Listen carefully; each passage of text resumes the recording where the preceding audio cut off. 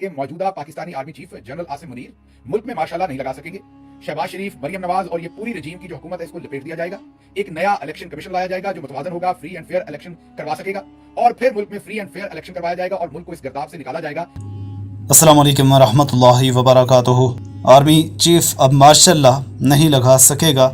नए इलेक्शंस जल्द ही पॉसिबल हैं। मौजूदा हुकूमत नाकाम हो चुकी है। अमरीकी गुलाम एक मरतबा फिर बुरी तरह अवाम के हाथों पिट रहे हैं। अवाम है कि हारने का नाम नहीं ले रही। इमरान खान है कि सर झुकाने का या डील का नाम नहीं ले रहा। इसलिए निज़ाम अब मुर्दा हो रहा है। निज़ाम अब चल नहीं पा रहा है। आप यहाँ पे ज़रा देखिए, शहबाज गिल इस हवाले से डिटेल्स बताते नजर आ रहे हैं। लाइक जरूर कीजिएगा। के मौजूदा Pakistani army chief general Asim Munir मुल्क में माशाल्लाह नहीं लगा सकेंगे।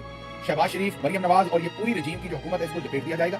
एक नया इलेक्शन कमीशन लाया जाएगा जो मुतवाजन होगा, फ्री एंड फेयर इलेक्शन करवा सकेगा और फिर मुल्क में फ्री एंड फेयर इलेक्शन करवाया जाएगा और मुल्क को इस गिरदाव से निकाला जाएगा। ये मैं नहीं कह रहा, ये नजम सेठी साहब की खबर है जिसको मैं भी इंडोर्स करता हूँ कि इसी के होने के चांसेस हैं और बाद में तज्जिए में बताता हूँ कि क्यों इसके होने के चांसेस हैं, क्यों नजम सेठी साहब की खबर दुरुस्त हो सकती है, दुरुस्त होने के चांसेस ज्यादा है। लेकिन उससे पहले मैं चाहूंगा कि आप नजम सेठी साहब की जुबानी उनकी ऑडियो में आप ये खबर सुन सकें। उसकी वजह क्या है? उसकी वजह ये है कि अगर ये खबर मैंने आपको दी तो इसमें बहुत सारी ऐसी बातें नजम सेठी साहब ने की हैं जो फिर गुस्सा इमरान खान पर निकलना है कि वो वहां से बैठ के मेरे से ये बातें करवा रहे हैं या पाकिस्तान तहरीक इंसाफ पर निकलना क्योंकि इसमें टांगें काटने और बहुत सारी बातें जो है वो की गई हैं। इसलिए पहले आइए जरा मुख्तसर है, ये चंद सेकंड की बात है, ये आप नजम सेठी साहब की जुबानी पहले सुन लीजिए कि वो क्या कह रहे हैं, फिर मैं आपको इस पर अपना तजिया देता हूँ।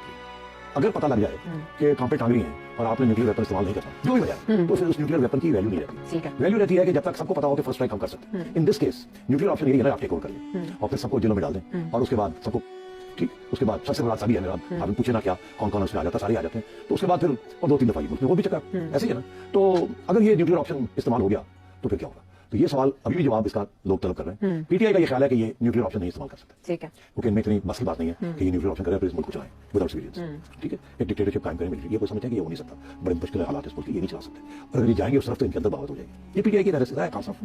तो इस वजह से उनको पता है कि न्यूक्लियर ऑप्शन नहीं इस्तेमाल होनी, क्या जाओ की कर आगे बढ़ते हो आप, क्योंकि जुडिशरी साथ है ना। अगर ना होती तो यहाँ तक बात ही ना पहुंचती। तो मेरा ये कहना है कि बजट के बाद यस रमेश साहब सही कह रहे हैं, जो हालात जिस तरह जा रहे हैं, बढ़ रहे हैं, कम नहीं हो रहे, उसकी साहब की कुर्बानी से भी काम चल जाएगा या नहीं? हुकूमत को रुखसत होना पड़ेगा। आरिफ साहब तो कह रहे हैं सिर्फ हुकूमत को रुखसत की बात नहीं है, बात कुछ और है। ठीक है, वो वही बात है, ये गवर्नमेंट का तो कोई अहमियत नहीं है। ये गवर्नमेंट तो वैसे ही फर्ज है जिस तरीके से इनको जो काम लिए जा रहे हैं वो तो अगर कल इलेक्शन होता है तो मतलब कि शक्ल ही खास करके रोड़े पड़ गया। तो इसलिए ये गवर्नमेंट इज नॉट रेलेवेंट। ठीक है, रेलेवेंसी है दो चीजों की कि खान साहब के लिए जिनको टारगेट किया जा रहा है, एक वो और एक ये कि fresh election, free and fair election जिसमें इलेक्शन कमीशन ये फर्क हो, बड़े मामला ये भी इलेक्शन कमीशन है, बहुत कुछ फारिग होगा, तो वो फिर कौन करेगा? तो बसाती पलट जाएगी ना, वो कौन करेगा?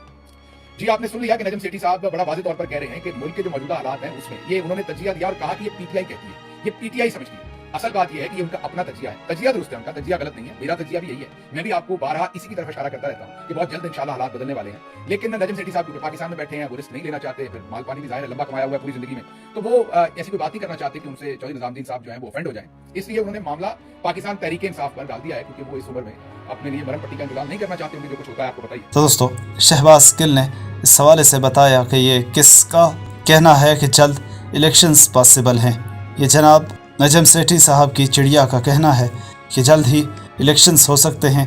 आसिम मुनीर साहब के हाथ पांव बंध चुके हैं।